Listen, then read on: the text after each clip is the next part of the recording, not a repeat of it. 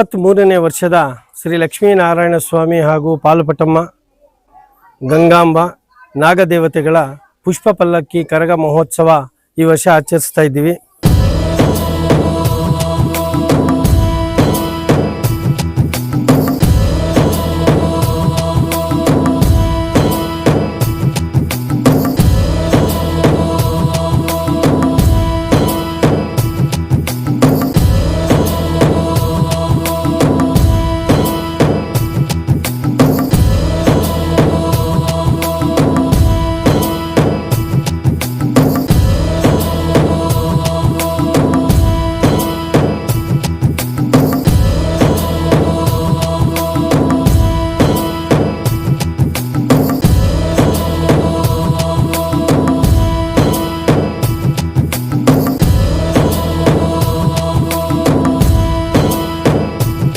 ಎಪ್ಪತ್ತ್ಮೂರನೇ ವರ್ಷದ ಶ್ರೀ ಲಕ್ಷ್ಮೀನಾರಾಯಣ ಸ್ವಾಮಿ ಹಾಗೂ ಪಾಲುಪಟ್ಟಮ್ಮ ಗಂಗಾಂಬ ನಾಗದೇವತೆಗಳ ಪುಷ್ಪ ಪಲ್ಲಕ್ಕಿ ಕರಗ ಮಹೋತ್ಸವ ಈ ವರ್ಷ ಆಚರಿಸ್ತಾ ಇದ್ದೀವಿ.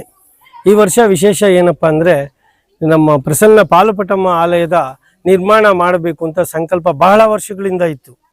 ಯಾಕೋ ದೇವಿ ಮುಂದೆ ಮುಂದೆ ಹಾಕ್ತಾ ಬಂದರು. ನಮಗೆ ಈ ವರ್ಷ ಈ ಒಂದು ನಿರ್ಮಾಣ ಮಾಡಲು ತುಂಬ ಅನುಮತಿ ಅವಕಾಶ ಎರಡೂ ಕೊಟ್ಟರು ತಾಯಿ.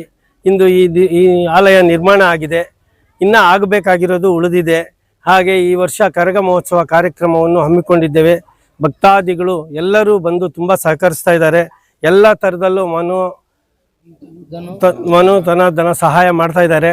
ಆಲಯ ಇಷ್ಟು ನಿರ್ಮಾಣ ಆಗಿದೆ, ಇನ್ನು ಮೇಲ್ಛಾವಣಿ ಇದು ಹಾಕಬೇಕಾಗಿರೋದು. ಇದರಿಂದ ಭಕ್ತಾದಿಗಳೆಲ್ಲರೂ ಬಂದು ಈ ಒಂದು ಕಾರ್ಯಕ್ರಮದಲ್ಲಿ ಭಾಗವಹಿಸಿ ನಿನ್ನೆ ಕಳಶಾರಾಧನೆ ಆಯಿತು. ಇಂದು ಇವಾಗ ಲಲಿತಾ ಸಹಸ್ರನಾಮ ಕುಂಕುಮಾರ್ಚನ ಸೇವೆ ಇದೆ. ನಾಳೆ ಬೆಳಗ್ಗೆ ಚಂಡಿ ಹೋಮ ಕಾರ್ಯಕ್ರಮ ಇದೆ. ಸಂಜೆ ಶ್ರೀ ಲಕ್ಷ್ಮೀನಾರಾಯಣ ಸ್ವಾಮಿಯ ಶುಭ ವಿವಾಹ ಮಹೋತ್ಸವ ಕಾರ್ಯಕ್ರಮ ಇದೆ.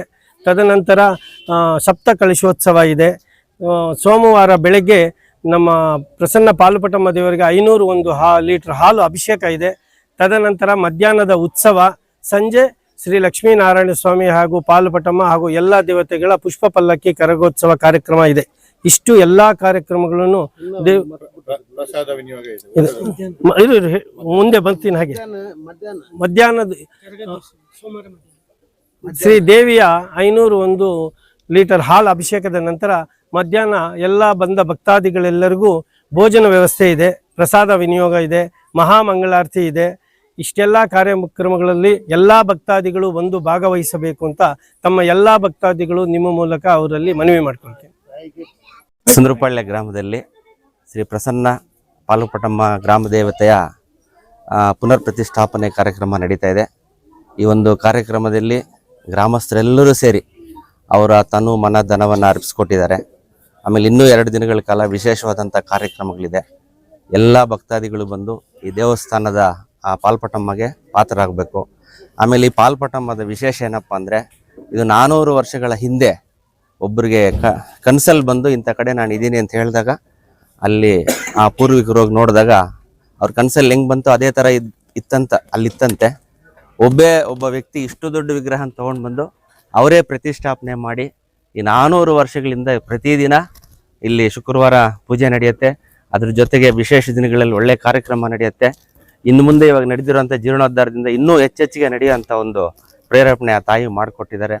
ಅದರ ಜೊತೆಗೆ ಗ್ರಾಮದಲ್ಲಿರುವಂಥ ಎಲ್ಲರಿಗೂ ಒಂದು ಒಳ್ಳೆಯದಾದಂಥ ಸುಭಿಕ್ಷೆ ಕೊಟ್ಟು ಎಲ್ರಿಗೂ ಆಶೀರ್ವಾದ ಮಾಡಲಿ ಅಂತ ಹೇಳ್ತಾ ಈ ಒಂದು ಕಾರ್ಯಕ್ರಮಕ್ಕೆ ಎಲ್ಲರೂ ಬಂದು ಸಹಕರಿಸಿ ಈ ಕಾರ್ಯಕ್ರಮನ ಯಶಸ್ವಿ ಮಾಡಬೇಕಂತ ಕೇಳ್ತೀನಿ.